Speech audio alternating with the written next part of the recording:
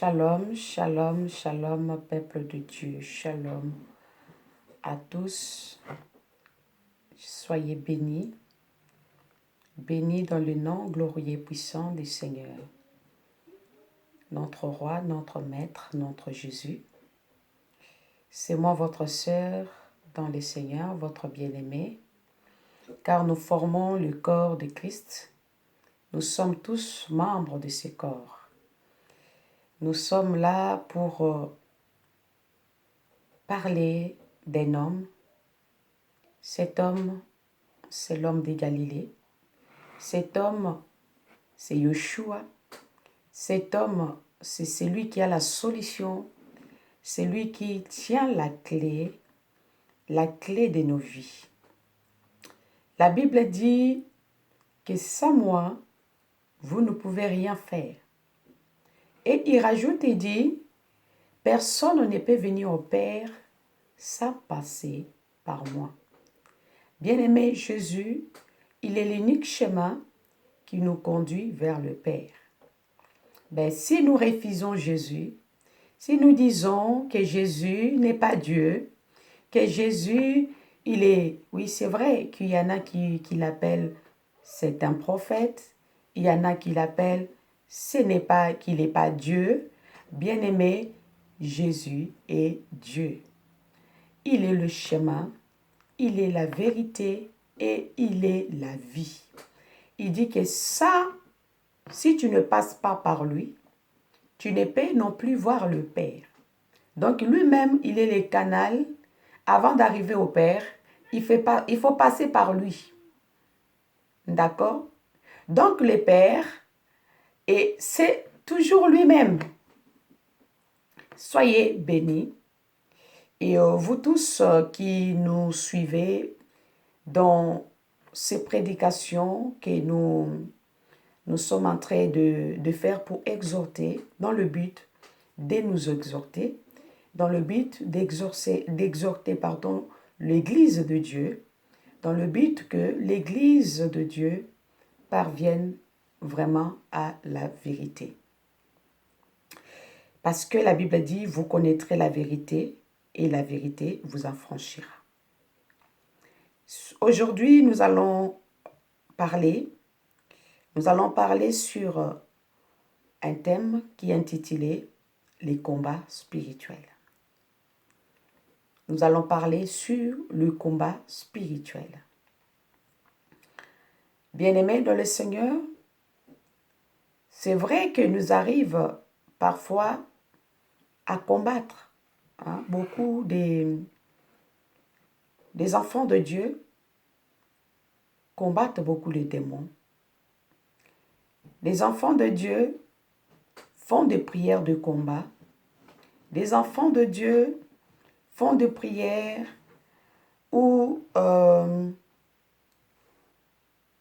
fait, on nous a tellement inculqué que c'est à minuit que les démons agissent. C'est à minuit que le démon travaille. C'est à minuit qu'il faut se lever pour combattre le démon, pour combattre les esprits, parce que ces esprits travaillent plus la nuit que les jours. Donc, c'est des choses qui nous a été, en fait, inculquées. Mais quand je lis la Bible, je vois nulle part où le Seigneur me demande, en fait, la Bible me dit que c'est à ces heures-là que le diable travaille. Que c'est à ces heures-là que les démons travaillent. Les démons travaillent 24 heures sur 24.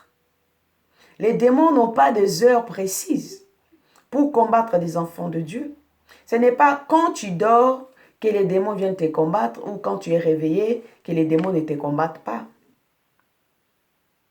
C'est 24 heures sur 24. Voilà pourquoi la Bible nous dit que nous devons prier sans cesse. Prier sans cesse. Être dans la prière sans cesse. C'est à tout moment que nous devons prier. N'est-ce pas? Donc, nous allons parler du combat spirituel. Donc, le combat spirituel, parfois qui est, comment dire, l'alibi des enfants de Dieu, ben, il faut combattre, il faut combattre, il faut combattre. Mais ces combats, parfois je me demande quand est-ce que ça va finir. Nous combattons, nous combattons, nous combattons, mais quand est-ce que les démons vont nous lâcher? Nous combattons, nous combattons. L'apôtre Paul dit, combattez les bons combats de la foi. Voilà le seul combat que nous devons combattre, le combat de la foi. Combattons le bon combat de la foi. Donc, on doit combattre, oui, mais dans quel sens que nous devons combattre? Et pour quel but nous combattons? Il faut savoir, bien-aimé dans le Seigneur, que le diable, quand le diable combat les enfants de Dieu, ce n'est pas par plaisir. Quand le diable combat les enfants de Dieu, ce n'est pas par plaisir, mais le diable nous combat pour nous faire perdre. Le diable combat les enfants de Dieu pour les sortir du chemin de Dieu. Le diable combat les enfants de Dieu parce que la Bible dit qu'au ciel, il y a eu un grand combat. Et le diable s'est rébellé, eh bien, il a eu le combat et on l'a précipité sur la terre. Et Dieu dit que malheur à la terre, car le diable est descendu, animé d'une grande colère. Il est animé d'une grande colère, pourquoi? Pour détruire les âmes que Dieu a créées, pour détruire les âmes que Dieu a formées, pour sortir le peuple de Dieu, de ne pas aller vers Dieu, mais de se perdre. C'est les combats de l'âme. Quand le diable nous combat, c'est pour... Il combat l'âme, il combat ton âme. C'est le combat de l'âme. Ce n'est pas le combat parce que le combat de matériel ou le combat parce que tu manques de choses ou rien ne marche dans ta vie ou rien ne va dans ta vie. C'est le combat de l'âme. Et il va commencer à toucher ta vie pour te décourager de continuer à croire à Dieu. Il va combattre, toucher ta vie pour continuer à te décourager de ne pas croire au Seigneur, de ne pas agrandir ta foi et de te fatiguer par moments et de se dire les choses de Dieu, je lâche. Les diables nous combattent pour affaiblir notre foi. Pour affaiblir notre foi. Mais Dieu nous a donné des armes. Parce que quelqu'un qui est rempli de l'Esprit de Dieu, quelqu'un qui est fondé, assis dans le Seigneur, assis dans la parole, bien-aimé, le diable ne peut pas le toucher. Le diable ne peut même pas s'approcher. Prenons les cas de Job. Job, la Bible dit, craignait Dieu. Et le diable a fait tous les moyens possibles pour toucher Job. Mais il n'a pas pu le faire. Il n'a pas pu le faire sans l'autorisation de Dieu lui-même. Il a fait tout ce qu'il voulait, mais il n'a pas pu toucher Job parce que Job était protégé par Dieu. Et Job craignait Dieu. Et Dieu qui permit maintenant à Satan de toucher Job. Parce que Dieu voulait éprouver Job de sa foi. Et c'est là que le diable a pu toucher Job. Mais Si ce n'était pas le cas, le diable n'avait pas accès à Job, ne pouvait pas toucher Job. Bien-aimé, l'ennemi ne peut jamais toucher les enfants de Dieu. Ceux qui sont réellement enfants de Dieu. L'ennemi ne peut jamais toucher les enfants de Dieu, ceux qui sont réellement enfants de Dieu. Le diable ne les touche pas. Quand tu marches, le diable le perçoit de loin et il fuit. Quand tu marches, parce qu'il dégage le parfum de la sainteté, et bien quand les démons voient sans ces parfums, ils fuient. Parce que ce n'est pas leur parfum. Ils dégagent le parfum de Christ. Et quand les démons sentent le parfum, ils fuient. Je prends l'exemple de cet homme qui avait sa demeure dans le tombe, qui avait sa demeure dans le sépulcre. Cet homme qui était fou, enchaîné par les démons, lié par des démons. Cet homme a vu Jésus passer. A vu Jésus passer. Et Jésus était encore loin. Et cet homme a commencé à crier. Qui as-tu entre toi et moi, fils de l'homme, fils de Dieu? Es-tu venu ici pour nous perdre? Les démons ont senti le parfum de Jésus. Le diable a senti le parfum de Jésus. Il a commencé à paniquer lui-même.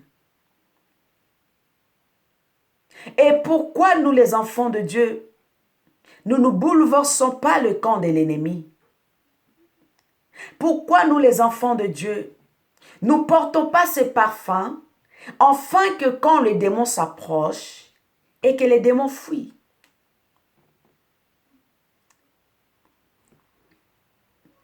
Pourquoi nous passons notre temps au lieu d'adorer Dieu? La Bible dit dans Jean 4, il est écrit que Dieu cherche le vrai adorateur. Dieu cherche le vrai adorateur, ceux qui l'adorent en esprit et en vérité. Dieu a besoin des adorateurs. Mais les enfants de Dieu n'adorent plus Dieu. Les enfants de Dieu passent le temps. La plupart de nos prières, je peux prendre 10 minutes pour adorer Dieu. Et les 40 minutes qui me restent ou 50 minutes, je fais que chasser les démons. 10 minutes pour adorer Dieu. Et les 40 minutes est consacré qu'à chasser les démons, est consacré qu'à combattre le démon, est consacré qu'à demander au Seigneur. Non, bien-aimé. La Bible dit, Dieu siège au milieu de la louange et de l'adoration de son peuple. Dieu siège au milieu de la louange et de l'adoration de son peuple. Dieu a besoin de notre adoration. Quand nous adorons Dieu, Dieu descend. Quel que soit le problème, Dieu apporte la solution. Quand là où Dieu descend, là où il y a la gloire de Dieu, bien-aimé, il y a la bénédiction. Quand Dieu se lève sur son trône, quand tu es en train d'adorer Dieu, Dieu se lève sur son trône, il se souvient de toi, Dieu descend et bien-aimé, Dieu apporte la solution. Dieu a besoin des adorateurs. Ne passons pas ton temps qu'à chasser les démons. Ne passons pas notre temps à chasser le démon, à combattre le démon. Parce que Jésus a déjà vaincu à la croix. La Bible dit qu'il a vaincu les dominations, les autorités, et il les a cloué publiquement en spectacle. Et les dominations, les principautés, ce sont les démons. Et la Bible dit, il les a cloués publiquement en spectacle, en triomphant d'eux à la croix. Et à la croix, il crie, il dit, tout est accompli. Yeshua a tout accompli pour ceux qui lui appartiennent. Yeshua a tout fait. Yeshua a tout cloué le démon, a tout cloué la domination, a tout cloué. La Bible dit dans Romains 8, il est écrit qu'il n'y a plus de condamnation pour ceux qui sont en Jésus-Christ. Car la loi du péché, car la loi de Christ m'a lavé et purifié de la loi du péché et de la mort. Bien-aimés,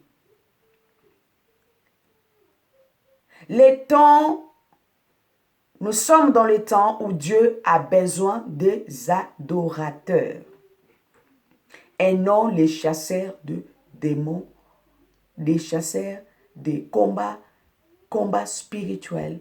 Nous combattons le combat de la foi. Paul dit, combattons le bon combat de la foi. Le combat que nous avons à combattre, c'est le combat de la foi. Peut-être le combat spirituel est mal compris.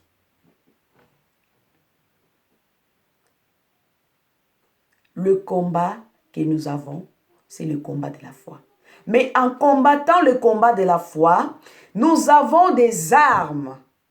Dans ces combats, on peut pas. Les gens bien-aimés vont combattre le diable, mais ils n'ont pas des armes pour vaincre le diable.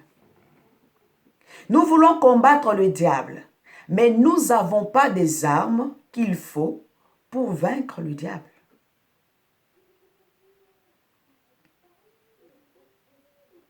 Les enfants de Dieu veulent combattre le démon, mais ils n'ont pas le diable, ils n'ont pas, les armes qu'il faut pour combattre le démon. Si tu combats quelqu'un qui est plus fort que toi, qu'est-ce qui se passe? Cette personne va te taper. Cette personne va te clouer. Cette personne va te tuer même. Parce qu'il est plus fort que toi.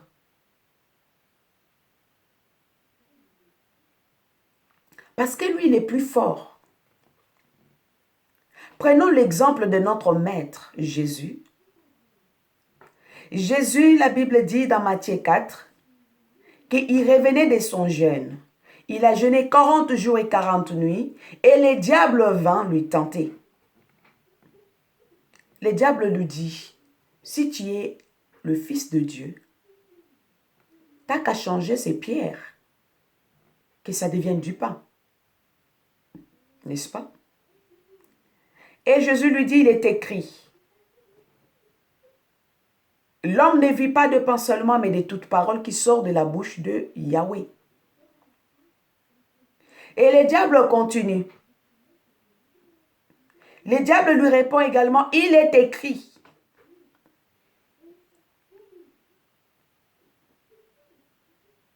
Que l'Éternel, qu'il ordonnera. Comme le diable ne cite jamais le nom de Dieu, qu'il ordonnera à ses anges de te garder. Et cette parole que le diable a prononcée dans sa bouche n'était pas faux. C'est écrit. La parole que le diable avait prononcée à Jésus, ce n'est pas une fausse parole. C'était vrai, c'est écrit dans Ésaïe. Mais le diable l'a mal utilisé pour tirer gloire à lui-même.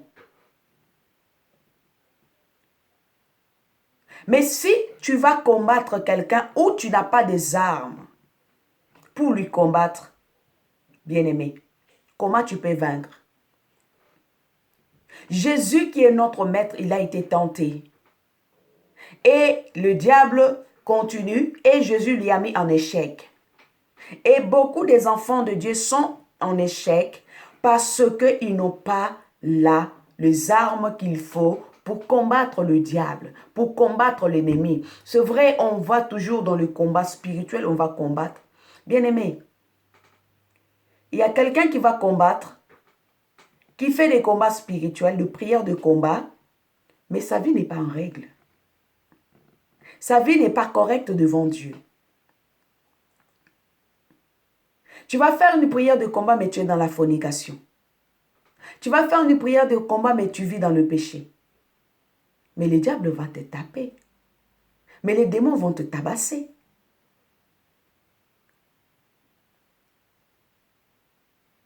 Bien-aimés, ayons des armes spirituelles. Les armes qu'il nous faut pour combattre. Et ces armes que nous avons, on en a au moins 4 ou 5 de ces armes qu'il nous faut pour combattre l'ennemi.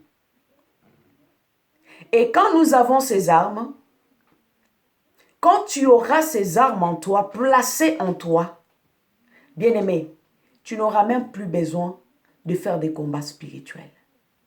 Tu n'auras même plus besoin de combattre le démon, de passer ton temps dans la prière de combat. Tu n'auras même plus besoin de passer ton temps. Tu vas commencer à adorer que Dieu. Car nous sommes créés pour adorer Dieu. Tous les combats, Jésus les a déjà vaincus à la croix. Tous les combats, la Bible dit dans Galates 5, il est dit, c'est pour la liberté que Yeshua vous a affranchis. C'est pour la liberté que Jésus nous a affranchis. Et la Bible dit, demeurez donc libre dans cette liberté. Tu dois faire l'effort de demeurer libre, d'être libre dans cette liberté que Christ nous a donnée. Nous devons demeurer libres dans cette liberté que Yeshua nous a donnée. Parce qu'il a tout accompli à la croix. Nous n'avons plus à combattre. Il a combattu pour nous, bien-aimés. Jésus a combattu pour nous. Jésus a combattu pour nous. Il a tout accompli. Il a tout accompli pour que nous puissions vivre dans la liberté.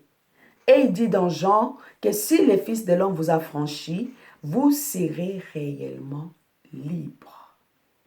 Tu dois juste être un affranchi de Dieu. Nous devons seulement être des affranchis. Et si Jésus t'a franchi, tu seras réellement libre. Tu n'auras plus besoin à chaque fois de combattre contre des démons. Bien-aimés, il faut qu'on adore le Seigneur. Il faut qu'on adore Dieu. Il faut que nous adorons Dieu, peuple de Dieu. Entrons dans l'adoration. Entrons dans l'adoration. Entrons dans l'adoration. Là où il y a la gloire de Dieu, les démons ne peuvent jamais résister.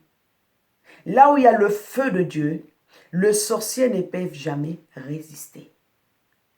La Bible dit que le méchant ne résiste pas dans l'assemblée des saints. Le méchant ne peut jamais résister là où il y a la sainteté. Le diable ne peut pas résister. Nous devons avoir des armes pour combattre. Et ces armes, la Bible nous dit dans Éphésiens 6, au verset 11, nous lisons la parole du Seigneur. La Bible dit, revêtez-vous de toutes les armes de Dieu, afin de pouvoir tenir ferme contre le ruse du diable. Car nous n'avons pas à lutter contre la chair et le sang, mais contre les dominations, contre les autorités, contre le prince de ce monde de ténèbres, contre les esprits méchants dans le lieu céleste. Nous n'avons pas à lutter contre la chair, ni contre le sang, mais nous avons à lutter contre les esprits célestes les esprits méchants dans le lieu céleste. Mais le but de ces esprits méchants sont de nous égarer de Dieu. Comme je venais de le dire, le but du diable, c'est de séparer l'homme d'avec le Dieu, d'égarer les enfants de Dieu. Mais c'est pourquoi prenez toutes les armes de Dieu. Nous n'avons pas à lutter contre le sang ni la chair, mais nous avons à lutter contre les principautés, les esprits méchants, contre le démon, les sorciers, tous ces esprits méchants qui sont dans le lieu céleste. D'accord? Et nous avons à lutter contre ça. Nous avons à lutter contre ça. Et notre Dieu, Jésus, a lutté contre ça. Mais maintenant, on nous dit pour lutter contre ces esprits-là que toi, tu chasses tous les jours. Toi, tu combats tous les jours dans tes combats spirituels. Pour lutter contre ces esprits-là, il n'y a que 4 choses. On nous dit prenons les armes, toutes les armes de Dieu.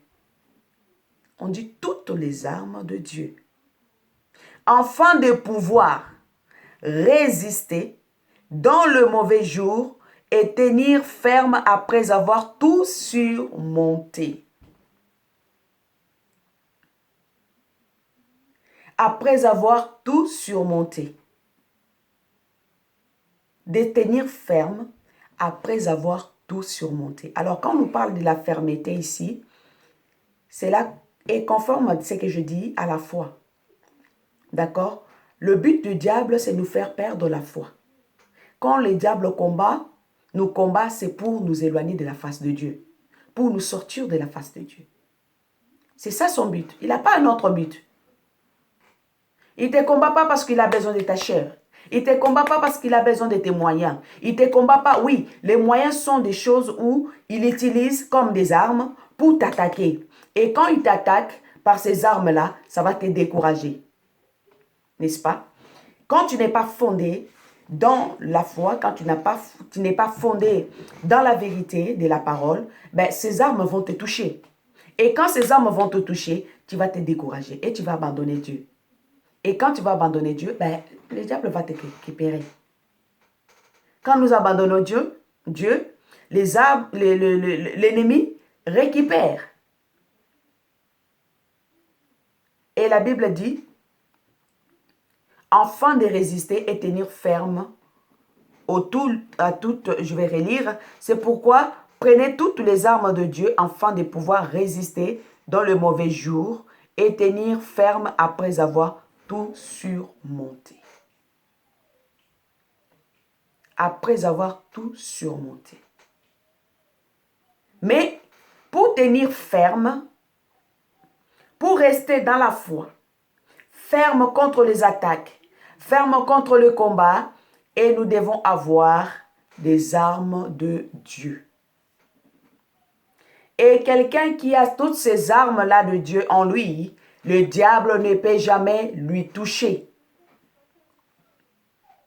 Et ces armes, nous allons les découvrir.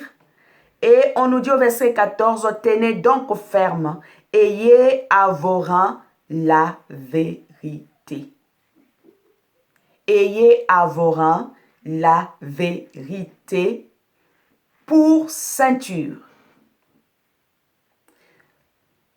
Bien-aimé, quand tu portes un pantalon, quand tu n'as pas la ceinture, si le pantalon est plus grand un peu et plus large, le pantalon là va tomber.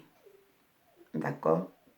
Et quand tu mets la ceinture, c'est pour maintenir le vêtement ou le pantalon que tu as mis. Pour que ça soit bien sur tes bassins. Et la Bible dit que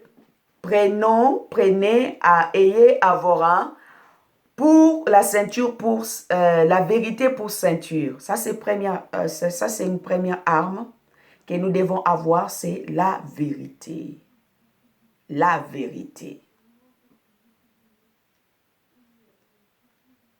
La vérité.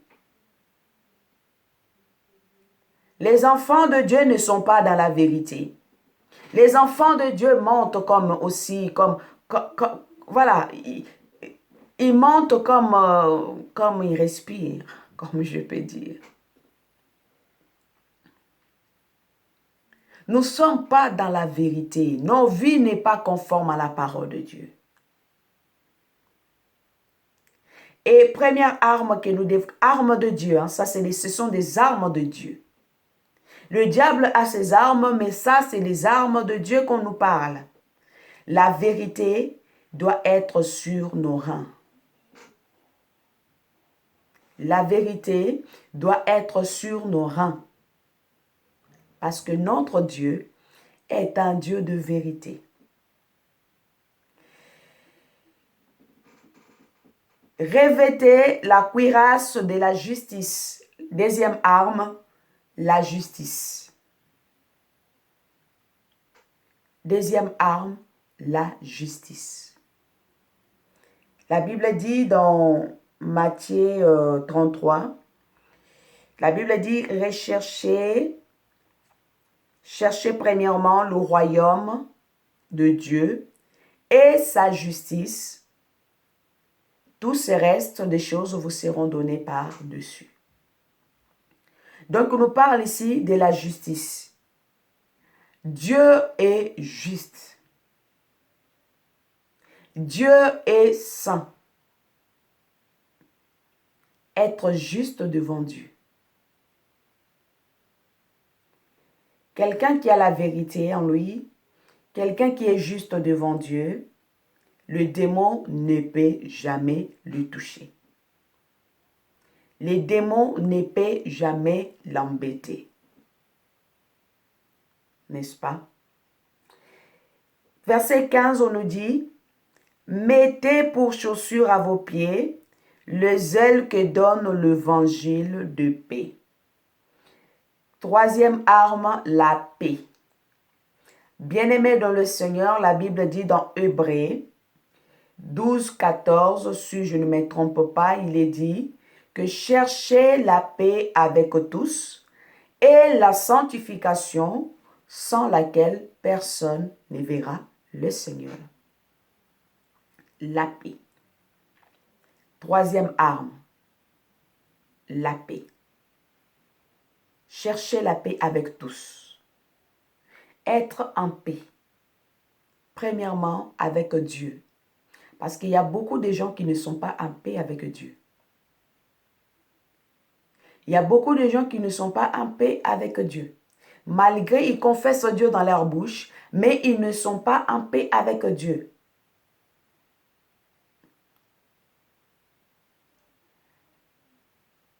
Troisième arme, la paix.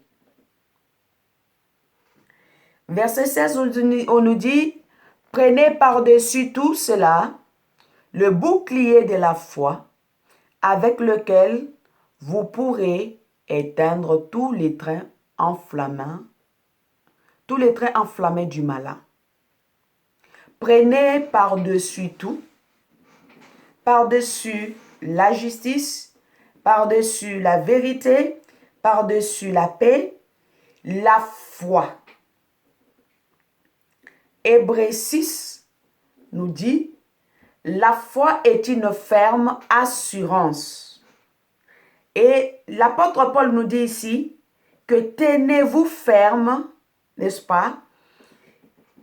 Tenez-vous ferme, prenez toutes les armes de Dieu, afin de résister dans le mauvais jour, et tenez-vous ferme, et tenir ferme après avoir tout surmonté. Donc, la foi est une ferme assurance.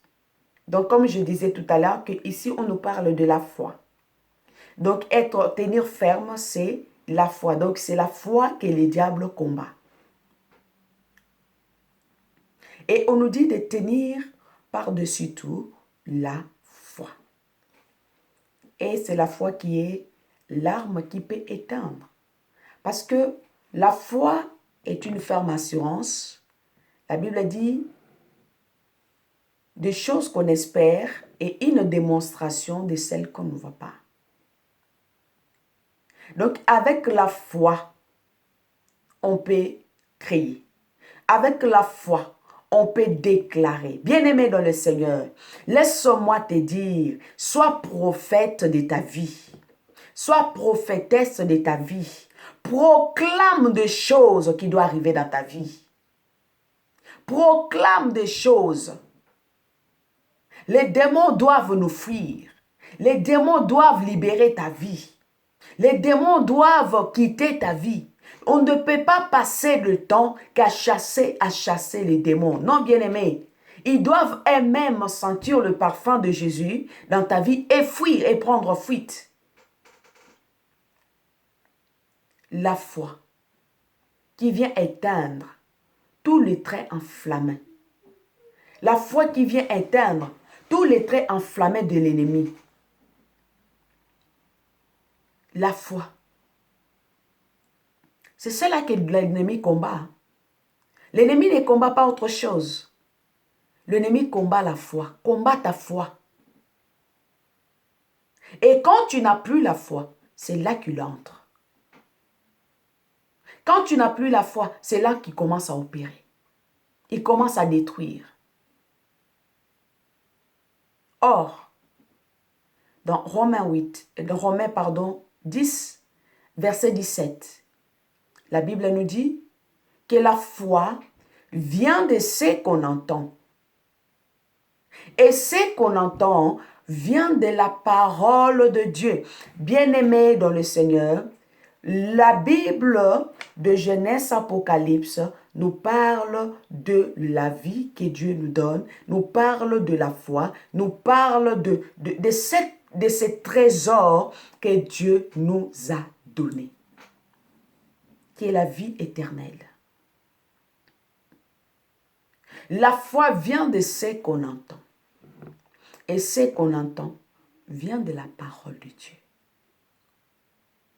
Vient de la parole de Dieu. On peut avoir la foi en méditant la parole de Dieu et en la mettant en pratique.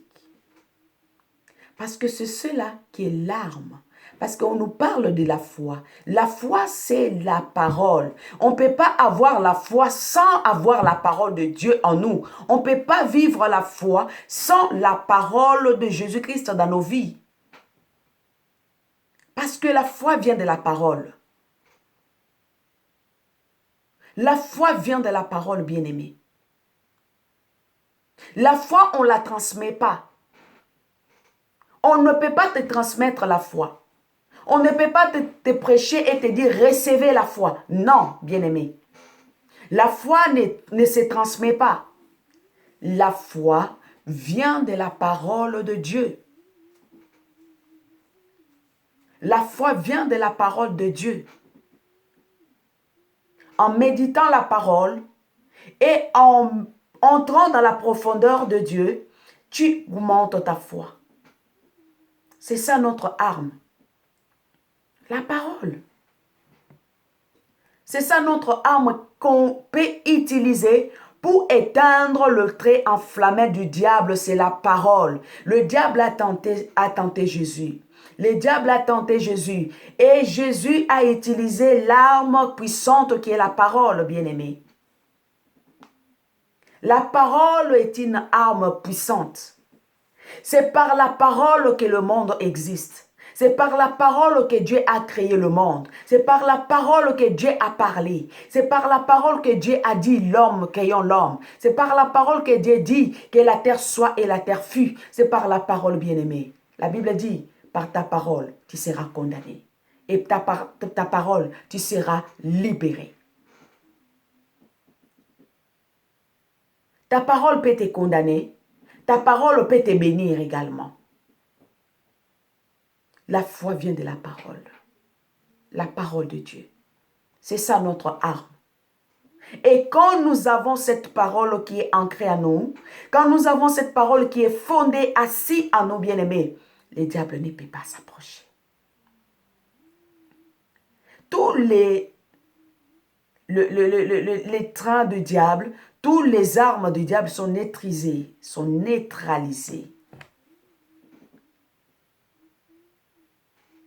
La parole. Laissons asseoir Jésus-Christ dans nos vies. Laissons asseoir. Il est la pierre angulaire. Il dit à Pierre, Pierre, sur toi je bâtirai mon église. Les séjours des morts ne proviendront point contre cette église. Les séjours des morts n'ont pas de pouvoir pour combattre cette église. Et nous sommes l'église de Jésus-Christ. Nous sommes cette église bien-aimée dans le Seigneur. Nous sommes cette église. Cette église qui est fondée par Jésus. Cette église qui est formée par Jésus. Cette église qui a été créée par Jésus. Nous ne sommes pas le fruit de l'œuvre d'un homme. Tu n'es pas le fruit de l'œuvre d'un homme. Tu es le fruit de l'œuvre de ton Créateur. Tu es le fruit de l'œuvre de ton Créateur bien-aimé. Nous ne sommes pas le fruit d'un homme. Le fruit de l'œuvre d'un homme. Nous sommes le fruit de l'œuvre de Yahweh.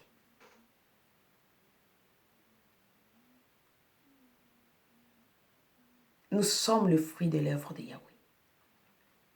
Et parfois ça m'étonne. Quand les hommes de Dieu se disputent, parfois ça m'étonne. Quand les hommes de Dieu se disputent, en se disant, j'ai fondé mon église, j'ai bâti mon église, c'est mon église. Oui, bien-aimé, c'est ton église. C'est toi qui es mort à la croix pour ces âmes. C'est toi qui as donné ta vie pour ces âmes. L'église appartient à Jésus. C'est Jésus qui est mort à la croix. C'est Jésus qui a fondé son église. L'homme ne peut jamais dire que c'est mon église. L'église appartient à Jésus. C'est l'église de Jésus. Nous sommes que les ouvriers dans le champ de Dieu.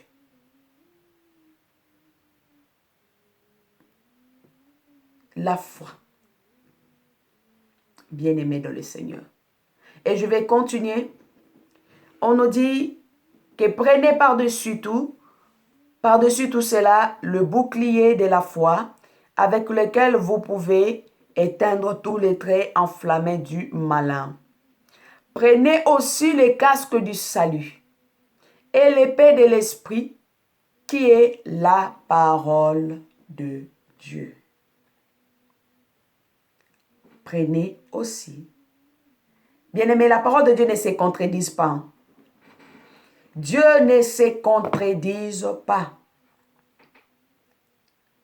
La parole de Dieu est le même hier, aujourd'hui et éternellement.